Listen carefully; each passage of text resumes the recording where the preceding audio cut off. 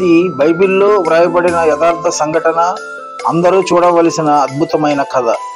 ఐగుప్తు దేశంలో ఫరో క్రూరత్వపు నీడలో యోకెబెదు అనే ఒక హెబ్రూ స్త్రీకి ఒక అందమైన బాలుడు జన్మించాడు. ఆమె ఆ బిడ్డను ఎంతో ప్రేమగా చూసుకునేది. అయితే ఫరో హెబ్రేయుల్లో పుట్టిన ప్రతి బాలుడిని చంపి నైలు నదిలో పడవేయాలని ఆజ్ఞ జారీ చేశాడు. ఆ వార్త విన్న యోకెబెదు తమ పితరుల దేవుడు తన బిడ్డను రక్షిస్తాడని నమ్మి 3 నెలల పాటు ఎవరి కంట పడకుండా దాచింది.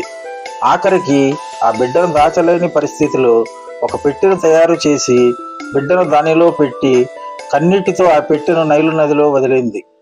దేవునిపై విశ్వాసం ఉంచిన ఆమె కుమార్తె మిరియాము ఏమి జరగబోతుందోనని పొదల చాటున దాక్కుని ఆ పెట్టెను గమనిస్తుంది.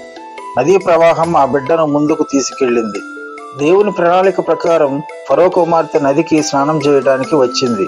నదిలో ఆ పెట్టెను చూసి దాన్ని తీయటానికి తన సేవకురాలను పంపి దానిని తెప్పించింది.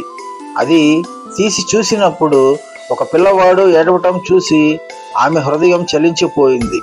వీడు హెబ్రీయుల పిల్లవాడులా ఉన్నాడు అని సేవకురాలతో చెప్పింది. ఇంతలో పొదల చాటు నుండి గమనిస్తున్న మిరియాము ఫరో కుమార్తె దగ్గరకు వచ్చి, అమ్మా, మీ కొరకు ఈ పిల్లవాడిని పెంచుటకు హెబ్రీ స్త్రీలలో ఒక దాదీని పిలుచుకొస్తానని చెప్పింది. అందుకు ఫరో కుమార్తె అంగీకరించి వెళ్ళమని చెప్పగా మిరియాము వెళ్ళి ఆ బిడ్డ తల్లి అయిన యోకెబెదును తీసుకువచ్చింది. ఆ బిడ్డను చూసిన యోకెబెదు దుఃఖం ఆనందంగా మారి ఒక్కసారిగా తన కుమారుణ్ణి కౌగిలించుకుంది.